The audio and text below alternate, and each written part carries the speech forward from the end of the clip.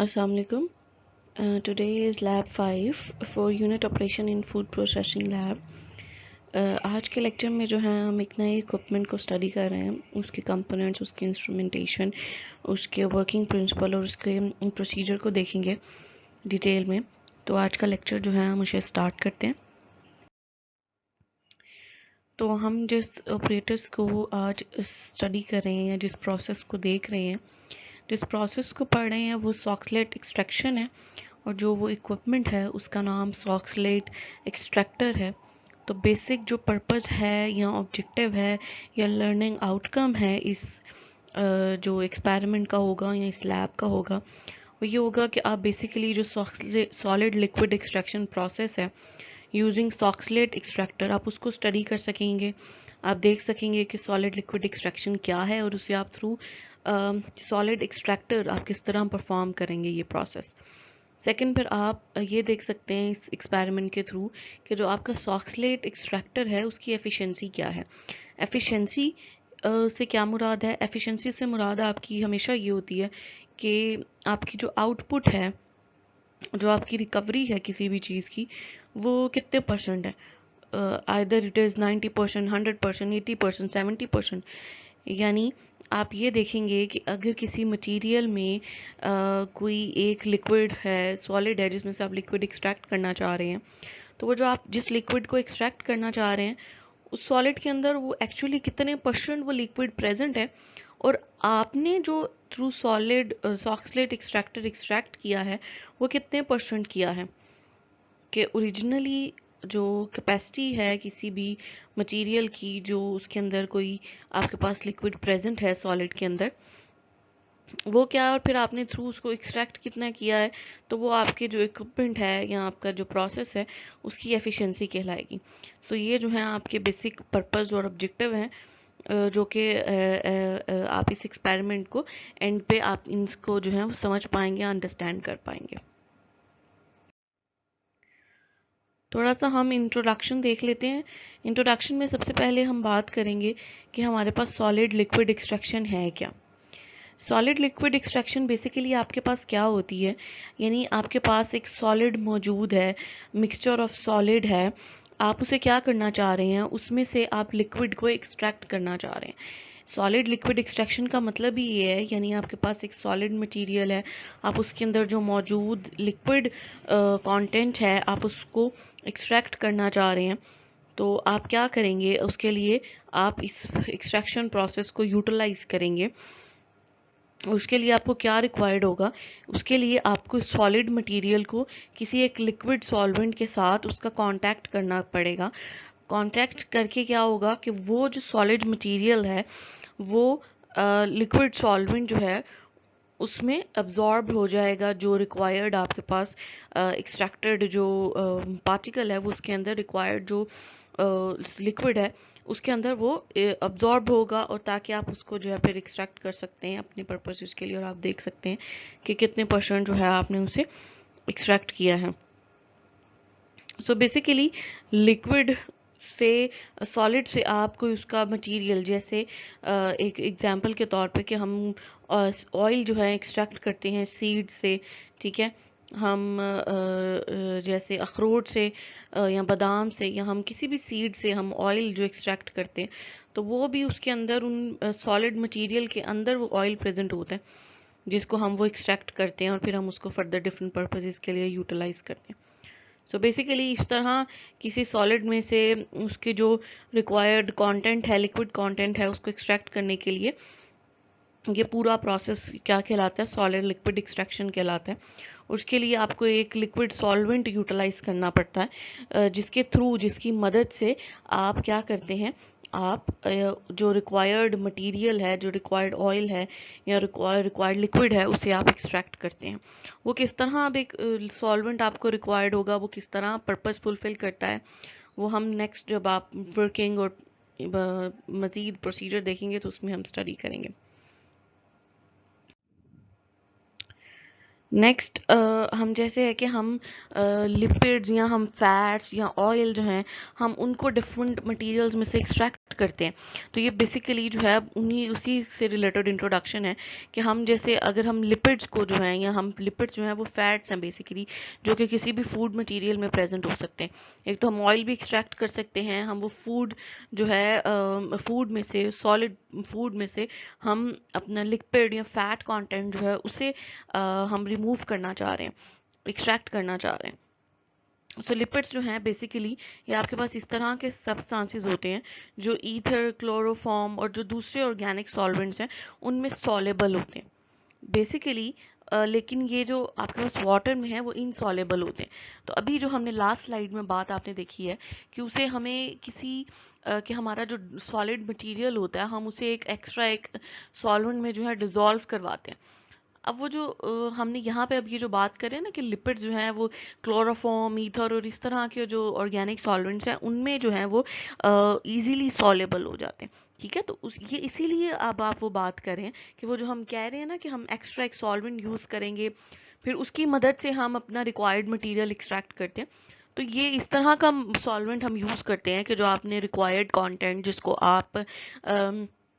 Extract करना चाह रहे हैं वो इस सॉल्वेंट में डिजॉल्वेबल हो, उसमें डिजॉल्व हो सकता हो। ठीक है, लेकिन जो लिपिड्स हैं वो वाटर में जो है रिलेटिवली इनसॉल्युबल होते हैं। तो फिर आप वाटर को जो आप यूटिलाइज नहीं कर सकते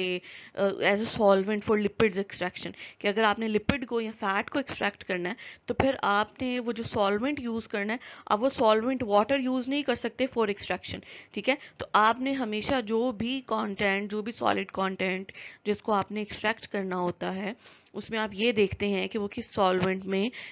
इजीली वो डिजॉल्व हो सकता है, सॉलेबल हो सकता है। उसकी बेसिस पे फिर आप अपना जो सॉल्वेंट होते हैं उसे आप सेलेक्ट करते हैं। अब हमें लिपिड कंटेंट या हमें फैट कंटेंट जो है वो फूड में फाइंड आउट करने की ज़रूरत हमें इसलिए होती है कि हमने एक प्रिसाइज हमने एनालिसिस देना होता है। आपने अक्सर देखा होगा कि हमारे जो फूड मटेरियल होते हैं उसमें लिखा हुआ होता है ना कि उसमें इतने परसेंट मिनरल है प्रेजेंट है, इतने परसेंट फैट है, इतने परसेंट कैलोरीज हैं। कोई भी फूड जो आप इंटेक कर रहे हो, आपकी इवन आपकी चिप्स हों, लेज हों, आपकी कोई भी प्रोडक्ट हो, आप उसके पीछे देखें तो उसके अंदर मेंशन होता है कि जी ये इतनी कैलोरीज हैं। जैसे चॉकलेट होगी कि उसके अंदर इतनी कैलोरीज प्रेजेंट है, तो वो उनका वो जो कंटेंट होता है ना, एनालिसिस होता है, वो उन्होंने मेजर किया होता है कि भाई हमने इतने इतने परसेंट अपने फूड को प्रिपेयर करने के लिए, हमने जो भी हमारा जो प्रोडक्ट है उसको प्रिपेयर करने के लिए हमारा जो हमने एनालिसिस किया उसके मुताबिक हमारे फूड प्रोडक्ट में इतने इतने ये परसेंट कंटेंट्स हैं। तो आपको जो लिपिड या फैट की एक्सट्रैक्शन या इस प्रोसेस को यूज़ करने की ज़रूरत है वो आपको इसलिए भी है कि आप अपनी प्रोडक्ट्स को, फूड प्रोडक्ट्स को जो है लेबल भी करना होता है। तो आपको पता होना चाहिए कि आपकी प्रोडक्ट जो है, या आपने किसी चेक करना है कि आपकी प्रोडक्ट में कितना परसेंट लिपिड या फैट अवेलेबल है, तो आप इस एक्सट्रैक्शन, लिक्विड सॉलिड एक्सट्रैक्शन के थ्रू लिपिड्स को आप एक्सट्रैक्ट कर सकते हैं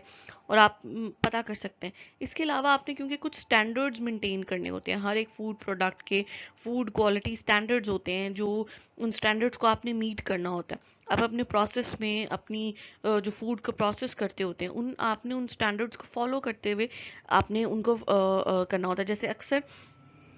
पानी की बोतलों जो होती हैं जैसे नेस्ले वगैरह हैं, उनके पीछे भी आप देखें तो लेबल वो हुआ हुआ होता है कि इसमें इतने परसेंट ये मिनरल प्रेजेंट है, इसमें इतने परसेंट सोडियम है या क्लोरीन है।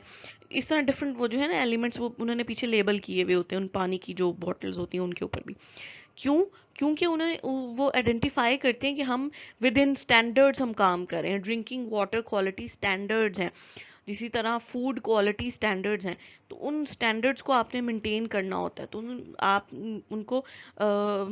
इन कंटेंट्स को मेजर करने का पर्पस ही ये होता है ताकि पता हो कि आप जो है वो उन स्टैंडर्ड्स को मीट कर रहे हैं, जो कि किसी भी ग्लोबल किसी फूड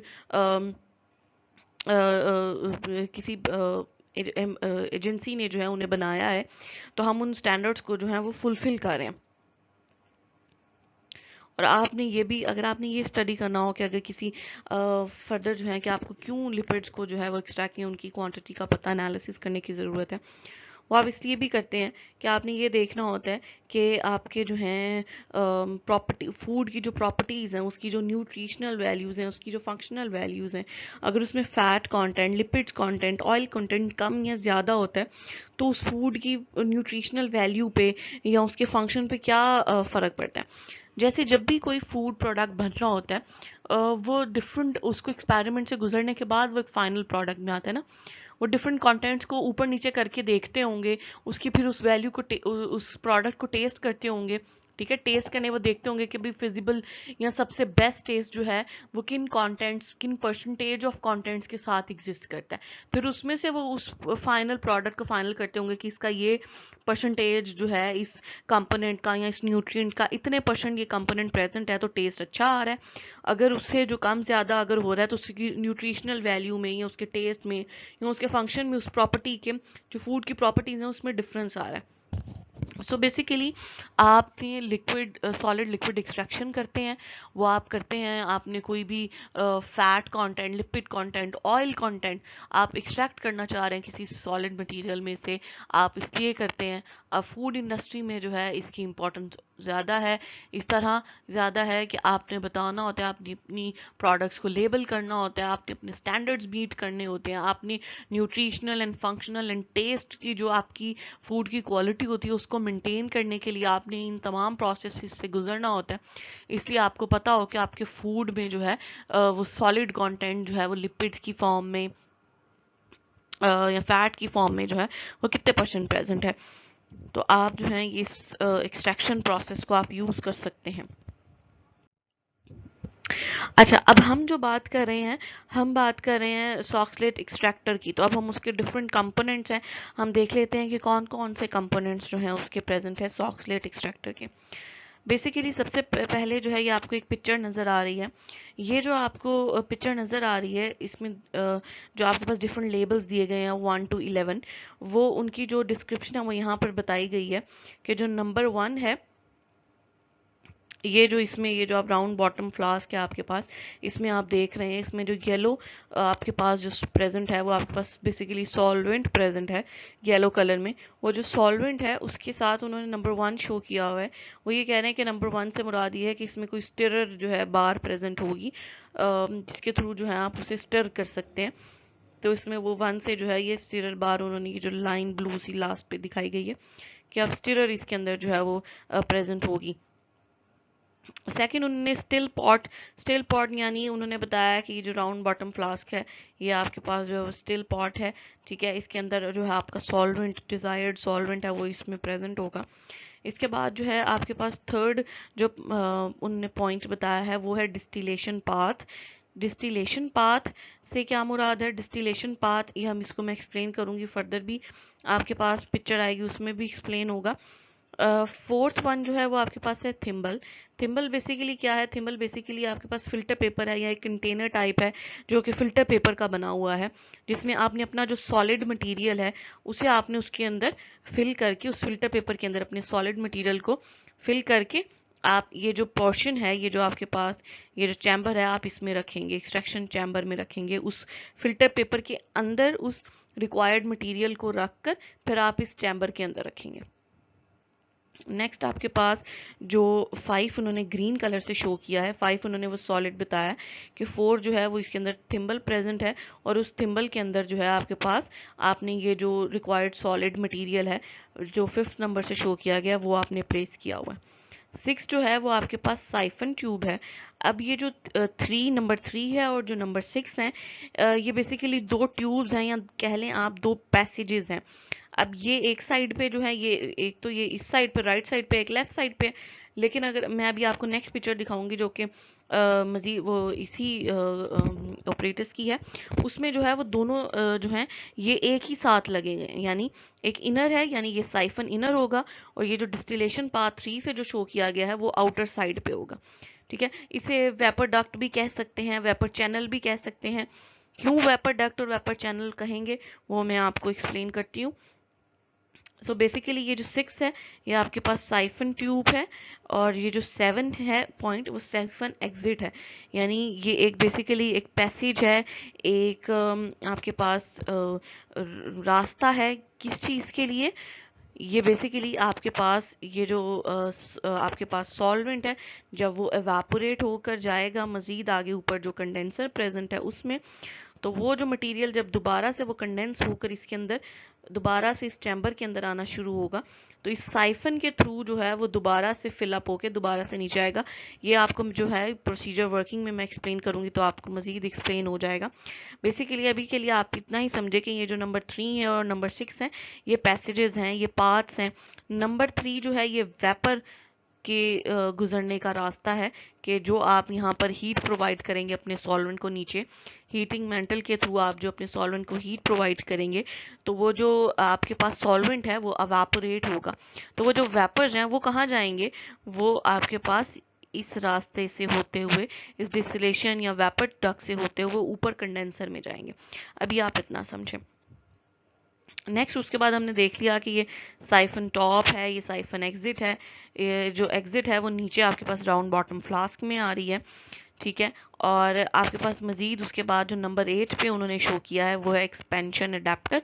यानी एक्सपैंड होने के लिए अगर कोई उसको जगह चाहिए होगी तो वो एक अडेप्टर उसके लिए उसको प्रोवाइड किया गया है। नंबर 9 पर जो आपके पास है वो कंडेंसर प्रेजेंट है। कंडेंसर हमें पता है कि जब भी हमारे पास कंडेंसर का पर्पस क्या है, कि हमारे पास वेपर्स मौजूद होते हैं, हाई टेम्परेचर वेपर्स मौजूद होते हैं जिनको हीट के थ्रू वो वेपर्स में जो चेंज हुए होते हैं, जब उन्हें कंडेंस किया जाता है, यानी उन्हें जब जो है कूलिंग एनवायरनमेंट, एक कूलेंट प्रोवाइड किया जाता है जो कि वाटर है, उस कूलेंट से क्या होता है वो ठंडे हो जाते हैं और वो ठंडे होकर दोबारा से लिक्विड फॉर्म में कंडेंस हो जाते हैं। यानी वेपर्स जो हैं वो बने थे जब उनको हीट किया गया था, तो वो दोबारा से जब कंडेंसर में जाते हैं, जब उन्हें कूलिंग एनवायरनमेंट प्रोवाइड किया जाता है, कूलेंट प्रोवाइड किया जाता है, तो दोबारा से वो कंडेंस होते हैं और वो लिक्विड फॉर्म में वापस आ जाते हैं। ठीक है। अब जो नंबर 10 है और नंबर 11 है, नंबर 10 आपके पास कूलिंग वाटर आउटलेट पोजीशन है, और जो 11 है वो आपके पास कूलिंग वाटर इनलेट पोजीशन है। ये एक ही साइड पे पांच शो किए गए हैं। ये ऑल्टरनेट साइड पे भी हो सकते हैं, कि जैसे आपके इनलेट पॉइंट जो है वो आपके पास यहाँ राइट साइड पे प्रेजेंट हो, और आपके पास लेफ्ट साइड पर यहाँ पर जो 10 है कूलिंग वाटर आउटलेट के लिए प्रेजेंट हो। ठीक है। अब यहाँ पर इन्होंने क्या किया है, ये जो पिक्चर थी इसमें तो अलग-अलग उन्होंने कंपोनेंट्स दिखा दिए, यहाँ पर उन सबको इकट्ठा जोड़ दिया है। ठीक है, कि ये राउंड बॉटम फ्लास्क को आपने जो है इसका जो नीचे वाला पोर्शन है, आपने इस चैम्बर का जो आपके पास एक्सट्रैक्टर चैम्बर है इसके पोर्शन के साथ आपने अटैच कर दिया, और इसका जो अपर पोर्शन है एक्सट्रैक्टर का उसको आपने कंडेंसर के साथ यहाँ पर अटैच कर दिया। राइट, तो ये उसकी उन्होंने बता दिया। अब यहाँ पर अगर आप देखेंगे तो आपको ये नज़र आ रहा है कि यहाँ पर 5th में जो है सिर्फ ड्रग मटेरियल आपको नज़र आ रहा है, लेकिन यहाँ पर जो है आपके पास येलो कलर भी नज़र आ रहा होगा आपको, और यहाँ पर आपको ग्रीन कलर नज़र आ रहा है। सो ये जो बेसिकली ये जो येलो कलर है और ये जो ग्रीन कलर है, ये जब हम वर्किंग अभी देखेंगे तो उसमें मैं आपको एक्सप्लेन करती हूँ कि येलो और ये जो कलर आपको शो हो रहे हैं ये बेसिकली क्या है। अभी इस स्लाइड में आपने ये समझना है कि ये उसके कंपोनेंट्स हैं, ये 1 to 11 जो ये कंपोनेंट्स हैं, और उनको आप जो है इस तरह से आप उन्हें अरेंज करते हैं। नेक्स्ट, अब उसी का आप एक्चुअल लेवल पे, जैसे अभी वो डायग्राम थी स्कीमेटिक डायग्राम थी, अब आप इसको देखें कि ये एक एक्चुअल में हमारे पास जो है एक सॉक्लेट ऑपरेटस प्रेजेंट है। अब इसको कैसे उन्होंने इसी तरह राउंड बॉटम फ्लास्क आपके पास प्रेजेंट है, और उसके साथ क्या अटैच किया गया है, ये जो आपके पास एक्सट्रैक्टर चैम्बर है उसका जो नीचे वाला पोर्शन है उसे उस राउंड बॉटम फ्लास्क में फिक्स कर दिया गया है।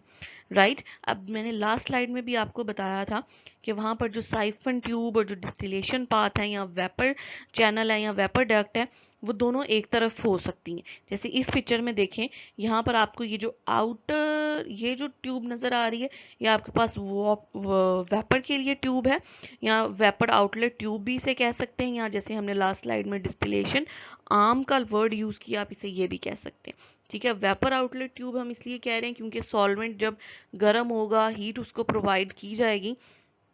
तो आपके सॉल्वेंट के वेपर बनेंगे, और वो जो वेपर्स होंगे वो इस डक्ट में से गुजर कर आपके पास जो ऊपर कंडेंसर प्रेजेंट है उसमें चले जाते हैं, इसलिए इसको वेपर डक्ट आउटलेट ट्यूब भी कह सकते हैं। अब ये जो इनर ट्यूब है इनर जो ट्यूब है उसे आप साइफन ट्यूब कह रहे हैं। इसमें जो है आपका जो मटेरियल जो है जो कंडेंस होकर जो है मौजूद हुआ है वो वापस इसके थ्रू आपके पास, जिसमें आपके पास जो रिक्वायर्ड एक्सट्रैक्ट किया हुआ सॉलिड मटेरियल है, जो मटेरियल जिसको आप एक्सट्रैक्ट करना चाहते हैं वो भी इसमें मिक्स होगा, और आपका जो सॉल्वेंट है वो भी इसके थ्रू जो है वापस आपके राउंड बॉटम फ्लास्क में आएगा। ठीक है, सो ये बेसिकली जो है आपके पास एक्सट्रैक्शन चैम्बर है। इस एक्सट्रैक्शन चैम्बर में आप क्या करते हैं, इसमें आप कोई भी जो आप जिस मटेरियल को, जिस सॉलिड पार्टिकल को आप जिसमें से आप एक्सट्रैक्ट करना चाह रहे हैं, आप उसको यहाँ पर फीड करते हैं। अब यहाँ पर आप फीड करते हैं वही थिम्बल के थ्रू। थिम्बल क्या है, बेसिकली फिल्टर पेपर से बना हुआ आपके पास एक ट्यूब होगी, फिल्टर पेपर से बनी हुई होगी, पेपर की बनी हुई जैसे फिल्टर पेपर होता है, और उसके अंदर आप अपना मटेरियल जो है पोर कर देंगे, उसके अंदर डाल देंगे, और वो फिर थिम्बल जो है वो जो फिल्टर पेपर है फिर आप इस ट्यूब में जो है वो उसके फिट कर देंगे इस चैम्बर में। राइट, अब इसका जो अपर पोर्शन है उसमें ये कंडेंसर जो है लगाया गया है। अब आप देख रहे हैं जैसे मैंने लास्ट स्लाइड में भी आपको बताया कि उस स्लाइड में तो आपको वाटर इनलेट और आउटलेट पॉइंट्स एक ही साइड पे शो किए गए, लेफ्ट साइड पर, लेकिन यहाँ पर एक राइट साइड पर है और एक लेफ्ट साइड पर है, और ये ऑब्वियसली पाइप के थ्रू ही आप वाटर इनलेट प्रोवाइड करेंगे और आउटलेट में भी आप पाइप के थ्रू। तो ये जो आउटलेट पाइप होगा ये सिंक में जो है, यहाँ बेसन में जो है, या किसी भी आपके पास जो हो बर्तन हो या कोई भी बीकर हो, उसमें आप जहाँ पे इसको आउटलेट में इसको जगह प्रोवाइड की जाके, ताकि जो आपके पास वाटर हो आउटलेट के लिए वो उसमें ज़ाया होता जाए। ठीक है, और ये इनलेट के लिए है जिसमें आप वाटर वाटर जो है कूलेंट के तौर पे काम करेगा, ठंडा पानी आपने प्रोवाइड करना है ताकि जो वेपर्स आ रहे हैं थ्रू वेपर आउटलेट ट्यूब वो कंडेंस हो सके और वापस जो है वो नीचे जा सके in vapour drug chamber, crude drug chamber. ठीक है, या एक्सट्रैक्शन चैम्बर। अब ये जो बेसिकली ये जो ऊपर आपको कंडेंसर के ऊपर एक ट्यूब लंबी सी नजर आ रही है, ये जो ट्यूब है ये आपके पास ये सॉल्वेंट इनलेट है। अब जो सॉल्वेंट आपने इन करवाना है वो आपने कहाँ इन करवा रहे हैं, वो आप इस फनल के थ्रू इन करवा रहे हैं। ये जो फनल है इसमें आप अपना सॉल्वेंट जो है उसे फिल करेंगे, और वो होता हुआ क्या करेगा, वो इधर से होता हुआ इस चैम्बर में से गुजरता हुआ वो क्या करेगा, वो दोबारा आपके पास इस राउंड बॉटम फ्लास्क में जो है वो चला जाएगा। राइट, नेक्स्ट जो है अब हम ये देख लेते हैं कि हमने डिफरेंट कंपोनेंट्स देख ली हैं अलग अलग से। तो अब हम ये लेते हैं कि उसकी वर्किंग क्या क्या है कलेक्टिवली, चॉकलेट एक्सट्रैक्टर जो है वो किस तरह काम करता है। बेसिकली सबसे पहले आप क्या करते हैं, जो सॉलिड मटेरियल है जो कि जिसमें आपका डिज़ायर्ड कंपाउंड एग्जिस्ट कर रहा है, ठीक है, जिसमें से आप एक्सट्रैक्ट करना चाह रहे हैं, वो जो सॉलिड मटेरियल है आप उसे एक थिम्बल में प्लेस करते हैं। थिम्बल क्या है, वो एक थिक फिल्टर पेपर से बना हुआ आपके पास एक मटेरियल, थिक पेपर से बना हुआ एक, आप उसे कह लें ट्यूब से आप बनाते हैं उस फिल्टर पेपर से, उसे रैप करके फिल्टर पेपर को, और उस ट्यूब के अंदर जो है आप अपना रिक्वायर्ड जो सॉलिड मटेरियल है आप उसे फीड कर देते हैं, उसे भर देते हैं उसके अंदर। ठीक है, और उसके बाद आप उसे क्या करते हैं, आप वो जो थिम्बल होता है जिसके अंदर वो सॉलिड मटेरियल भी प्रेजेंट है आप उसे प्लेस कर देते हैं इन चैम्बर ऑफ चॉकलेट एक्सट्रैक्टर। तो वो जो मेन चैम्बर है आप उसमें वो थिम्बल प्लस वो जो सॉलिड मटेरियल उसके अंदर आपने भरा है वो आप उसके अंदर प्लेस कर देते हैं। उसके बाद आप क्या करते हैं कि आपने जो आपका सॉल्वेंट आपने जिसको एक्सट्रैक्ट करना है आप उसे आपकी जो राउंड बॉटम फ्लास्क है उसे आप फ्लास्क में जो है प्लेस करते हैं। ठीक है, एक्सट्रैक्शन सॉल्वेंट जो है उसके लिए आप क्या करते हैं, यानी वो जैसे अभी मैंने लास्ट स्लाइड में आपको बताया कि आप फनल के थ्रू उसकी एंट्री करवा सकते हैं, या आप क्या कर सकते हैं कि आप डायरेक्ट उसे राउंड बॉटम फ्लास्क में ले लें। ठीक है, अपने सॉल्वेंट को जितनी आपने अमाउंट उसकी जो है 100 ml 200 ml जितनी भी आपकी जो रिक्वायर्ड एक्सट्रैक्शन सॉल्वेंट है उसे आप राउंड बॉटम फ्लास्क में ले लें। ठीक है, अपने रिक्वायर्ड सॉल्वेंट को उस राउंड बॉटम फ्लास्क में फिल कर लें। उसके बाद क्या करें, फिर आपने ऑब्वियसली सॉल्वेंट में जो है उसके बाद एक कंडेंसर लगा हुआ था, यानी आप ये देखें कि आपने अपना जो मटेरियल था वो दरमियान वाला जो पोर्शन है जो आपके पास एक्सट्रैक्शन चैम्बर है उसमें आपने फिल कर दिया, राउंड बॉटम फ्लास्क वाला जो पोर्शन है उसमें आपने अपना सॉल्वेंट ले लिया, उन दोनों को अटैच कर दिया। उसके बाद अब थर्ड जो ऊपर वाला अपर पोर्शन है उसको अब आपने अटैच कर दिया थ्रू कंडेंसर। तो ये अब आपने अपनी जो पूरी सेटिंग है वो आपने कर ली है। रिक्वायर्ड आपने सॉल्वेंट भी अपने जो राउंड बॉटम फ्लास्क है उसमें फिल कर लिया है। उसके अलावा जो आपका एक्सट्रैक्शन चैम्बर है, जो मेन चैम्बर है, उसके अंदर जो आपका सॉलिड मटेरियल आपने वो फिल कर लिया। उसके बाद क्या होता है कि जो सॉल्वेंट है उसे हीट प्रोवाइड की जाती है, ठीक है, यानी इतनी हीट कि उसके according to its boiling point आप उसे हीट प्रोवाइड करते हैं ताकि वो अवेपोरेट हो सके। ऑब्वियसली वो अपने बॉइलिंग पॉइंट जब उसका अचीव होगा उस सॉल्वेंट का, वो तभी अवेपोरेट करेगा, राइट। तो उसमें क्या होगा आपके पास, जब आप उसे हीट प्रोवाइड करेंगे वो हीट के थ्रू उसके क्या करेंगे, उसके वेपर्स बनना शुरू हो जाएंगे। जब वो बॉइलिंग पॉइंट अचीव कर लेगा तो उसके बाद वो सॉल्वेंट जो है वो अवेपोरेट होना शुरू हो जाएगा। जब वो अवेपोरेट हो जाएगा तो उसके बाद क्या होगा, जो आपके पास जो मेन एक्सट्रैक्शन चैम्बर है उसके अंदर जो डिस्टिलेशन आर्म लगी हुई है, या जिसे आप वेपर डक्ट चैनल कह रहे हैं या ट्यूब कह रहे हैं, वो क्या होगा, वो उस वेपर ट्यूब में से होता हुआ आपके पास वो कंडेंसर में चला जाएगा, ठीक है। यानी वेपर्स बने, आप हीट प्रोवाइड कर रहे थे अपने सॉल्वेंट को, उसके वेपर्स बने। अब उन वेपर्स को रास्ता कहाँ से जा रहा है, वो डिस्टिलेशन आर्म के थ्रू या वो जो वेपर चैनल है उसके थ्रू वो गुजरते हुए वेपर्स अब आपके पास ऊपर जो कंडेंसर प्रेजेंट है उसमें चले जाएंगे। अब उस कंडेंसर में क्यों जा रहे हैं, क्योंकि वो कंडेंसर का काम क्या है कि वो जो आपके वेपर्स हैं जो कि आपके सॉल्वेंट के बन गए हैं वो उसको कूल कर देगा, ठंडा कर देगा। और वो कौन सा कूलेंट है, वाटर इनलेट आपने प्रोवाइड किया है, वो उस इनलेट के थ्रू वाटर जो है आपका कूलेंट का काम करेगा। और जो आपके पास जो वेपर्स बन चुके थे उन वेपर्स को दोबारा कूल डाउन करके वो जो आपका मेन एक्सट्रैक्शन चैम्बर है वो उसमें ड्रॉप वाइज जो है वो ड्रिप करता जाएगा, यानी गिरता जाएगा,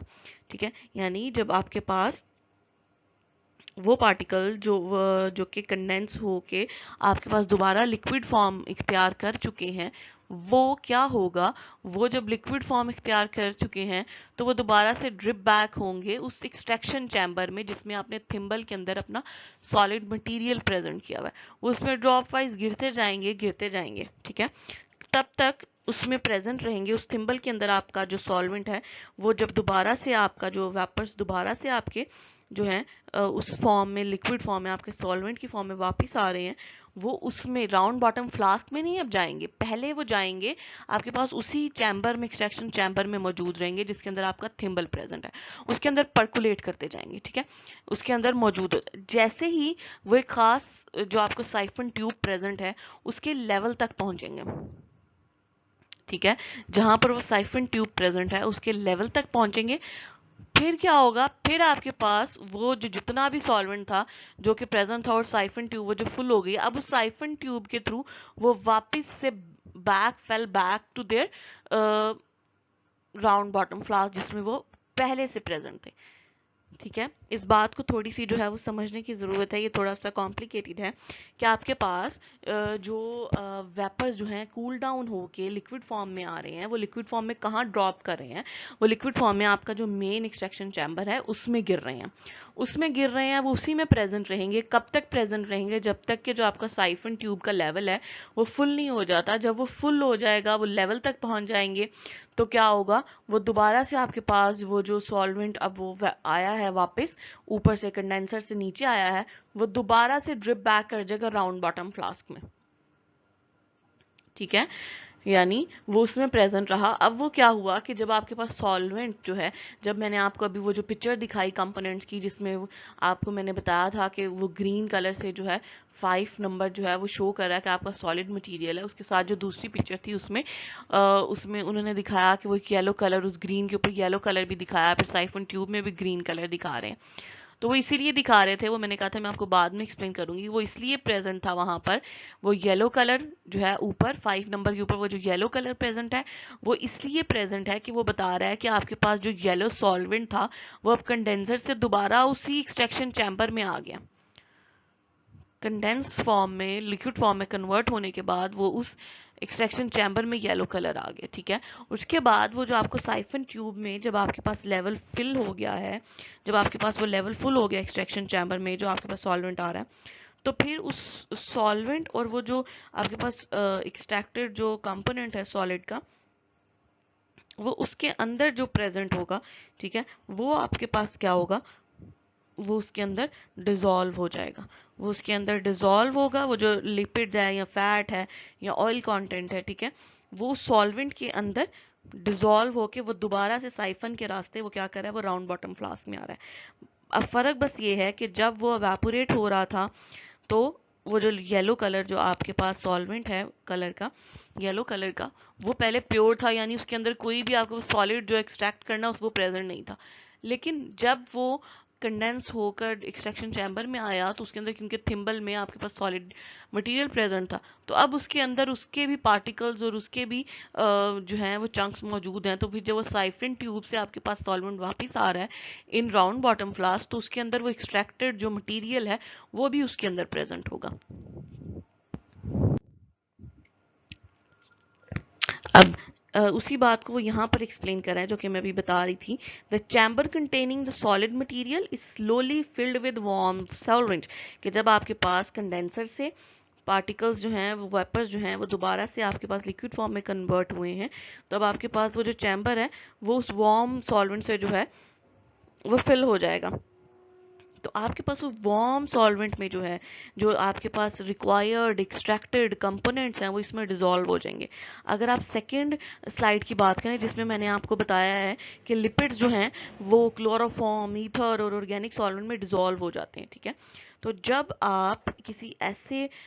मटेरियल को उस एक्सट्रैक्शन चैम्बर में, थिम्बल के अंदर फिल करते हैं जिसके अंदर लिपिड्स प्रेजेंट हैं, और सॉल्वेंट में आप क्लोरोफॉर्म या ईथर ले लेते हैं, तो क्या करेंगे, जब वो वार्म सॉल्वेंट उसके ईथर के या क्लोरोफॉर्म के वेपर्स बन के जब वो डिस्टिलेशन आर्म के थ्रू कंडेंसर में जा रहे हैं, और फिर वो क्या हो रहा है, कंडेंसर उनको दोबारा से लिक्विड में कन्वर्ट करता है। तो वो जब वो लिक्विड में कन्वर्ट करने के बाद उस एक्सट्रैक्शन चैम्बर में आते हैं, जब वो उस एक्सट्रैक्शन चैम्बर में आते हैं तो उसके अंदर जो लिपिड्स, क्योंकि डिजोल्व हो सकते हैं ईथर में और क्लोरोफॉर्म में, तो वो जो लिपिड्स हैं जो कि उस सॉलिड मटेरियल के अंदर प्रेजेंट हैं, वो ईथर में या क्लोरोफॉर्म में डिजोल्व हो जाएंगे और साइफन ट्यूब के रास्ते अब राउंड बॉटम फ्लास्क में आ जाएंगे। सो अब जो राउंड बॉटम फ्लास्क है उसमें प्योर सॉल्वेंट प्रेजेंट नहीं होगा, बल्कि अब आपके पास जो रिक्वायर्ड आपके पास मटेरियल था, फैट था या लिपिड था, वो उसमें डिजोल्व हो जाएगा, ठीक है। तो यही बात यहाँ पर लिखी है कि जो डिजायर्ड कंपाउंड है वो फैट हो सकता है, वो लिपिड हो सकता है, वो आपके पास अब उस वार्म सॉल्वेंट में जो है वो डिजोल्व हो चुका होगा। When the Soxhlet chamber is almost full, the chamber is automatically emptied by a siphon side arm, कि जब एक्सट्रैक्शन, जब वो लेवल आ गया, जो एक्सट्रैक्शन चैम्बर आपका फुल हो गया, वो जब सॉक्सलेट चैम्बर कह लें या एक्सट्रैक्शन चैम्बर कह लें, वो फुल हो जाता है, तो फुल होने के बाद वो मटेरियल, वो मैं बात कर रही हूँ कि वो साइफन आर्म के थ्रू उसके अंदर वो जो सॉल्वेंट प्लस जो आपका डिजायर्ड कंपाउंड है वो वापस से अब आपके पास राउंड बॉटम फ्लास्क में आ जाएगा या डिस्टिलेशन फ्लास्क में आपके पास आ जाएगा। अब आप इस साइकिल को जो है कई घंटे और दिनों तक आप इसको रिपीट कर सकते हैं। वो कैसे, कि जब तक आपके उसमें, क्योंकि आप वो जो आपके पास लिक्विड है, जो आपके पास सॉल्वेंट है, जो आपने राउंड बॉटम फ्लास्क में लिया, वो कंडेंस होकर क्योंकि वापस आपके पास आ जाता है राउंड बॉटम फ्लास्क में, वो वेपर बने, वो कंडेंस हुआ, वो लिक्विड फॉर्म में, तो वो दोबारा से फिर आपके पास राउंड बॉटम फ्लास्क में आ गया। तो आप जितने आप, ये अब आपके डिपेंड करता है कि आप जो है कितने साइकिल्स रिपीट करना चाहते हैं या आप कितनी एक्सट्रैक्शन एफिशिएंसी चाहते हैं। उसके लिए अब आप उस प्रोसेस को, साइकिल को रिपीट करते जाएं 3 टाइम्स, 4 टाइम्स, 5 टाइम्स,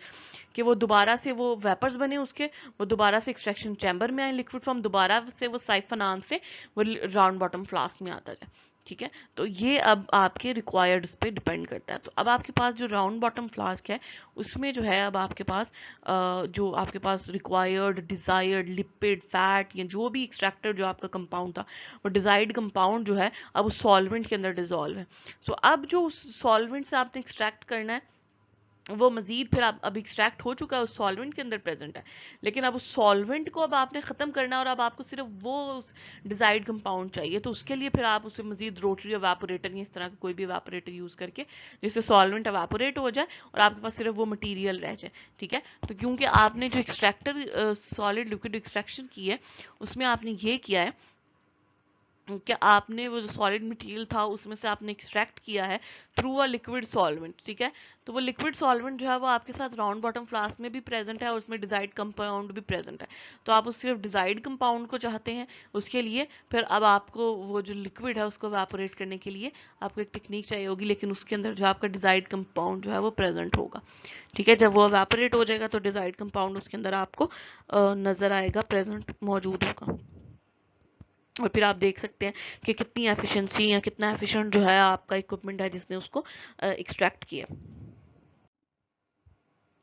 सिंपल सा इसका प्रोसीजर अब देख लेते हैं कि आपने किस तरह से जो है आप इसको लैब में परफॉर्म कर सकते हैं। सबसे पहले बेसिकली आपने थिम्बल में जो है अपना जो सैंपल है या सॉलिड मटेरियल है उसे आप प्लेस करेंगे और वो जो थिम्बल है जो फिल्टर पेपर से बना हुआ है उसे आपने अपने सॉक्सलेट अपरेटस में जो है फिलअप करना है। उसके बाद अकॉर्डिंग टू मैनुअल या जो भी जैसे हमने देखा है कि जिस तरह से सॉक्सलेट एक्सट्रैक्टर को सेट किया जाता है आप अपने पूरी अरेंजमेंट में उस एक्सट्रैक्टर को आप फिल करेंगे। उसके बाद आपने राउंड बॉटम फ्लास्क में एक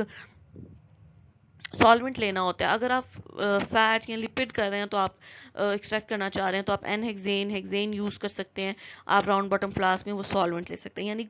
आप जिस तरह का जो मटेरियल यूज़ कर रहे हैं सॉलिड मटेरियल, आपने ये देखना है कि आप उस सॉलिड मटेरियल में से एक्सट्रैक्ट क्या करना चाहते हैं, उसी की मुनासबत से आप सॉल्वेंट यूज़ करेंगे ताकि उस सॉल्वेंट में जो है वो आपका डिज़ायर्ड जो कंपाउंड जिसको आप एक्सट्रैक्ट करना चाह रहे हैं वो उसमें डिजोल्व हो सके। सो ये सॉल्वेंट क्या होगा, कौन सा होगा, ये डिपेंड करता है आपकी एक्सट्रैक्टेड स्पीशीज पे जिस पे आप एक्सट्रैक्ट करना चाह रहे हैं। उसके बाद फिर आपको पता होना चाहिए कि जो आप सॉल्वेंट यूज़ कर रहे हैं उसका बॉइलिंग पॉइंट क्या है, ताकि आप उतना ही टेम्परेचर सेट करें ताकि वो बॉइलिंग पॉइंट अचीव हो सके और वो जो वेपोरेशन का प्रोसेस है, वेपर्स बनने का प्रोसेस है, वो स्टार्ट हो सके। ठीक है, तो उसके लिए आपको हीट को ऑन करना पड़ेगा, अपना एक्सपेरिमेंट स्टार्ट करना पड़ेगा। उसके बाद आप कि अब आपकी रिक्वायरमेंट पे है, आपके प्रोसेस पे है कि आप कितने % एफिशिएंसी चाहते हैं। आप ये साइकिल जो है एक दफ़ा वेपर्स बने और वो दोबारा राउंड बॉटम फ्लास्क में आए, ये एक साइकिल है। फिर दोबारा से वो जाए वेपर्स बने और दोबारा से राउंड बॉटम, ये सेकंड साइकिल। तो ये आप उसे 3 साइफन यानी 3 टाइम्स वो साइफन से गुजर के राउंड बॉटम फ्लास्क में आए, तो आपकी ये 3 साइकिल्स हो जाएंगे। तो आप इनको जो है उसके बाद जो है आप ये रिक्वायर्ड साइकिल जब अचीव हो जाए तो उसके बाद आप अपना जो एक्सपेरिमेंट है उसे एंड कर सकते हैं। उसके बाद ऑब्वियसली आपने क्योंकि एक्सपेरिमेंट को एंड करना है तो उसके लिए आप उसके बाद आप क्या करेंगे कि आप अपने हीटर को ऑफ करेंगे और आपने वेट करना है कि अब आपका जो सिस्टम है वो कूल डाउन हो सके और जो आपका थिम्बल है वो भी आपके पास जो है उसे आप अपने एक्सट्रैक्शन चैम्बर में से निकालेंगे और उसे ठंडा करेंगे और आपकी जो राउंड बॉटम फ्लास्क है उसे भी थोड़ी देर आप ठंडा होने देंगे और उसको मजीद क्योंकि अब उस राउंड बॉटम फ्लास्क में आपका प्रेजेंट है जो भी आपका एक्सट्रैक्टेड कंपाउंड है तो उसको भी आपने ठंडा होने देना और उसके बाद जब वो नॉर्मल टेम्परेचर पर आए तो फर्दर उसकी एक्सट्रैक्शन के लिए आप रोटरी एवापोरेटर यूज़ करें या कोई भी इस तरह का एवापोरेटर यूज़ करें जो कि उस सॉल्वेंट को जो है रिमूव कर दे और आपके पास सिर्फ जो डिजायर्ड कंपाउंड है वो हमें दे दे। ठीक है, तो यानी इसके बाद सॉक्सलेट एक्सट्रैक्टर को यूज़ करने के बाद आपको एक कोई एवापोरेटर या कोई इस तरह का आपको सिस्टम यूज़ करने की, ऑपरेटर्स यूज़ करने की ज़रूरत पड़ेगी ताकि आप जो है अपना जो रिक्वायर्ड मटेरियल है उसे सॉल्वेंट से अलग कर सकें।